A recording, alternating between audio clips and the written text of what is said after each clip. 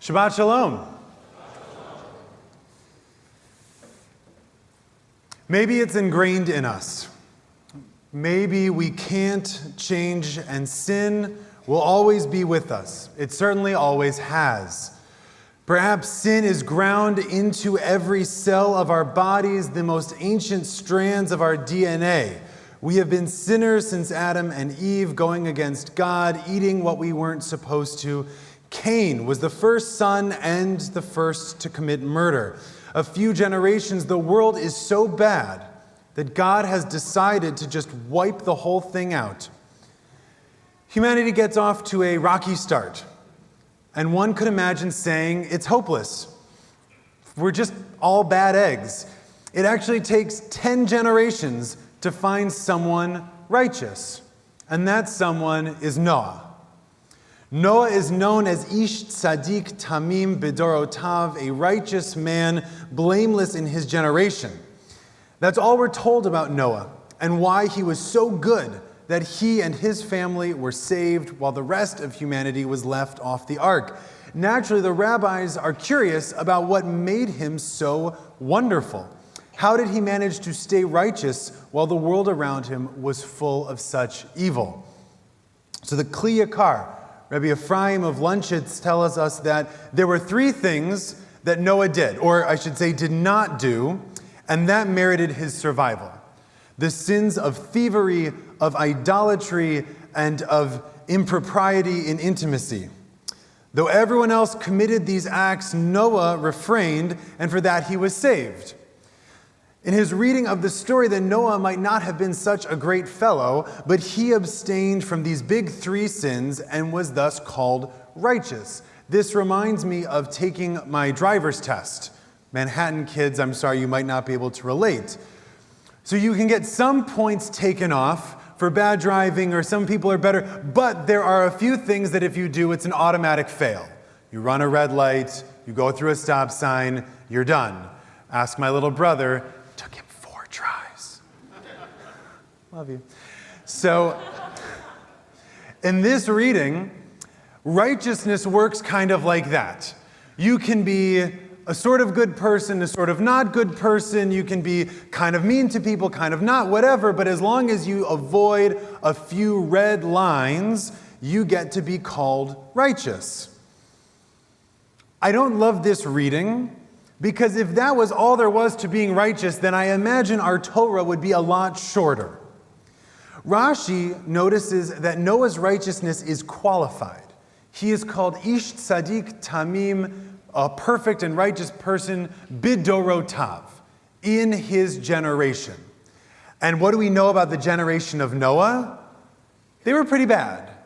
So Rashi says you can read this qualification, Bidorotav, in his generation, you can read it as a positive or as a negative. Perhaps it's Rashi was righteous in his generation, meaning when everyone around him is so horrible. How much moral fortitude must Noah have had in order to stay righteous when everyone around you is murdering and stealing and all of these bad things? It'd be so easy to do a little bit as well. And so Noah must have been so righteous that had he existed in an easier time, Rashi says like the time of Abraham, or we could say now, wow, how righteous would Noah be? But you can also read Bidorotav, in his generation, as a negative. That is to say, how hard was it to be good in a generation when everyone was being as awful as that? When everyone is murdering and stealing and all of these things, and all you do is cheat on your taxes and steal your neighbor's newspaper, then you're a righteous person compared to everyone else. So perhaps he gets to be called righteous, but only in his generation. In any other generation, he would be just a regular guy. So this leads the rabbis to juxtapose Noah with the next character that the Torah is going to call righteous. And that person is Avraham. Abraham is known as an Ish Tzadik, a righteous person, without the qualifier, just righteous. The rabbis take this as a sign that he was even more righteous than Noah. And they back this up with the stories of their call. When God comes to Noah and says, everyone around you is horrible, horrible people, I'm going to wipe them off the earth, I'm going to flood the earth, go build an ark, Noah says to God, please pass me the hammer. When God comes to Abraham and says, Sodom and Gomorrah, they're sinners, they're horrible, I'm going to destroy the two cities, what does Abraham do? He argues with God. He says, God, no, wait, there might be some righteous people. Hold on, let's talk about this for a minute. And he tries to save the two cities. Rabbi Yitzchak of Berdichev takes this further. He says, there are two types of tzaddikim in the world. The first serves Hashem, serves God just for himself, but doesn't get involved with the people to guide them back to the service of the Lord. This example is, says Rabbi Levi Yitzchak, Noah. The second kind of righteous person serves Hashem and tries to guide others along to do tshuva and also serve the Lord. The example here, he says, is Avraham. Another Hasidic rabbi, Elimelech of Lezhensk, goes even further and says there are two types of tzaddik. There are two types of righteous people. One who uses their righteousness like a fire, another who uses their righteousness like a fur coat. When winter comes, one warms everyone around them and the other only themselves. I'm not sure if that is a fair characterization of Noah. Julia, you did a nice job pointing out how selfless Noah can be, and he thinks about his family and the birds. And remember, Noah is still righteous. He's still ish tzaddik. He's still a good person, but maybe he could go further. Avraham does that, and so he's at a higher level of righteousness because he thinks of others. So these different levels of righteousness exist, to be sure, if we can even make it that far. The cycle of this Jewish month shows us the hierarchy plain as day. The high holidays remind us that we are all sinners. All of us have done things that we wish we hadn't and must make amends for those wrongs. Noach today reminds us that there are also times where we haven't sinned, when we have been blameless in our actions, and that's good, that's amazing, but it was only for us. Next week we'll read about Avraham, and we'll be reminded that perhaps the highest ideal is not only to build an ark and save ourselves, but fight the system and try to make the world more equitable and just for everyone. Now, perhaps this highest level of righteousness isn't sustainable. At least I know for myself it's not. There are times when all we can do is be Noah. When we might have to say, I'm doing my best, keeping myself on the up and up in this situation. It's all I can manage. And that doesn't necessarily make me a bad person. Noah is still righteous just with this qualifier. So the lesson we learn from Avraham is, if you can, we should all push ourselves to be and use our safety, our righteousness, our power to better an imperfect world. I'm not sure that I've ever felt more like a Noah than this past week as I read through the posts from my friends, colleagues, coworkers, and family hashtagged #MeToo. This was the campaign on social media over this last week to raise awareness of the frightening prevalence of sexual harassment in the lives of women. Women shared or didn't share their experience from the horrific to the horrifically commonplace, for the stated purpose of showing us that if all who have been sexually harassed or assaulted wrote "Me Too" as a status, we might give people a sense of the magnitude of the problem. Well, it did give us a sense of the magnitude of the problem, and to say that it is widespread would be the understatement of this new year. Women in every circle of my life have been the victims of abuse at the hands of men.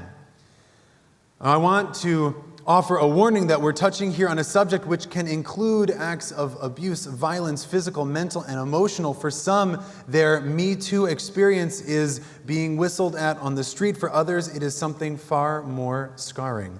Each experience is important and valid because they all stem from a culture which we are a part of that has some reckoning to do with how we allow men to treat women. And lest we think this isn't a problem in the Jewish world, there is much evidence, statistical and anecdotal, that says this very much is our problem. So as the posts in the #MeToo campaign started coming out, I wasn't exactly sure how to respond. At first, I felt like my job was simply to read and witness the stories shared by the women and some men in my circles.